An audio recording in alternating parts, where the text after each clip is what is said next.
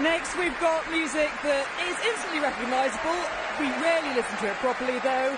You know, it's some of the trickiest and most virtuosic music ever written, and it is the percussion section's big moment, so watch out for what they're about to perform for you. It's Scott Bradley's music for Tom and Jerry.